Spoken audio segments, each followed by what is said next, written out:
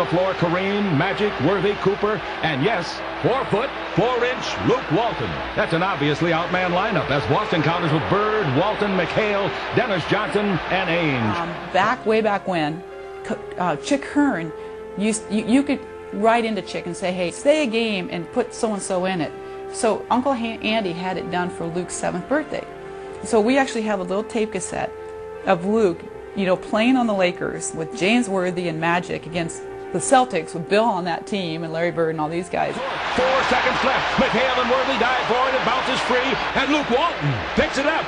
2 seconds. He's 30 feet from the basket. He shoots. He'll count 3 if it goes. It goes. The Lakers are the world champions. Pandemonium. What a day for Luke Walton. At an early age, Luke Walton discovered his passion for basketball.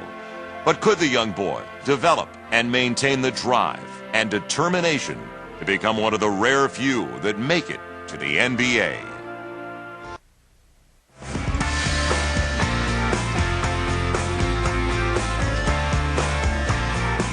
Hey, Neil. Hey. What's up, Luke? How you doing? You up for a game of one-on-one today? In 2006, Luke Walton made his acting debut on the popular daytime soap opera, The Young and the Restless. It seemed natural for Walton, a young, handsome athlete playing for Hollywood's favorite NBA team, to land the small cameo role. But Luke's acting gig represented a lifelong transformation in his personality. His family remembers a young boy who, growing up, did his best to avoid being the center of attention. I mean, Luke was always a really, really shy kid, and he struggled to speak in public, probably until the time we were 13, 14 years old, and even beyond that. But I remember when we were kids, he would never order his food if you were at a restaurant. He'd ask you, or he'd ask me or one of my other brothers to order for him. He was just, almost a painfully shy kid in a public area. Anytime he went out in public, he'd always be like ducking his head in the corner, and he'd be like, "Luke, come on, man!" He's like totally antisocial as a kid, but I think he just, because he was so young, that he was just kind of used to it. He knew he didn't have to say anything because we were always saying stuff for him. Yeah, I'm a laid-back type of guy. I'm more like to listen and be the one in the middle to doing all the talking. So I'm sure I've been like that since a little kid. As a young boy, Luke may have appeared shy to family acquaintances, but his confidence as an athlete was already starting to show.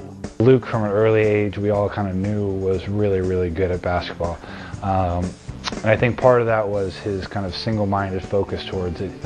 He, more than any of my brothers, was just adamant about practicing and being in the gym, and he just really loved sports in general and basketball in particular. And Luke definitely had the ego out of everyone. He'd always say, "Well, you're not going to make it, but I am. When I make the NBA, I'll buy you a car. You won't make it, but I will." I beat up on this one, Nathan, right here. And then what do you do, Nathan? I beat up on him. Yeah, right. Huh? Well, who do you beat up on? Yeah, man.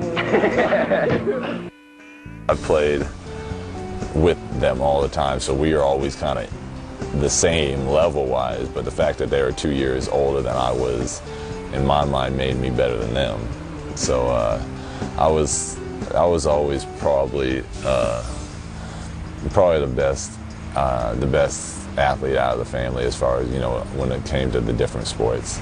Sometimes we would tease him. He'd say, "Hey, you got to, read a book or do some homework or something," and he would always just kind of, shy, would be like, whatever, I'm going to be an NBA player. That was his dream from the time we were little kids, and I think to a degree the rest of us kind of had that in our minds at some point, but never really to the focus and level Luke did. The Waltons' family home in San Diego was the ideal playground for 4 young brothers and their friends. The beautifully sculpted backyard sports not just a basketball court, but a tennis court, a swimming pool, and a gigantic teepee. The ideal setting could have eroded when Bill and Susan Walton divorced in 1990, when Luke was just 10 years old. It was tough on everybody. I mean, it was tough on all our friends. No one even thought that would happen, and it did.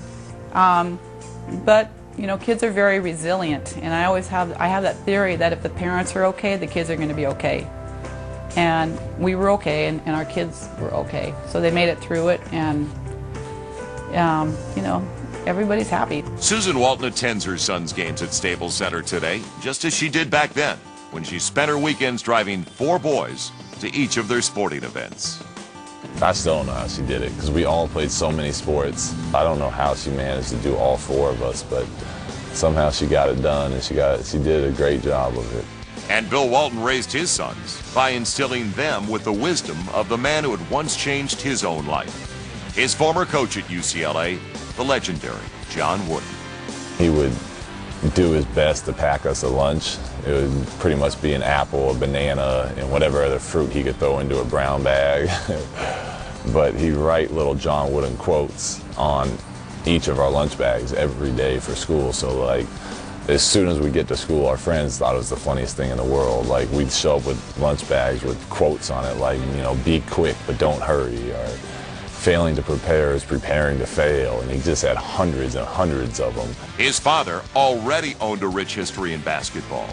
But as Luke began high school, he faced a challenge that would define his future: emerge from the shadow of his father and create his own identity.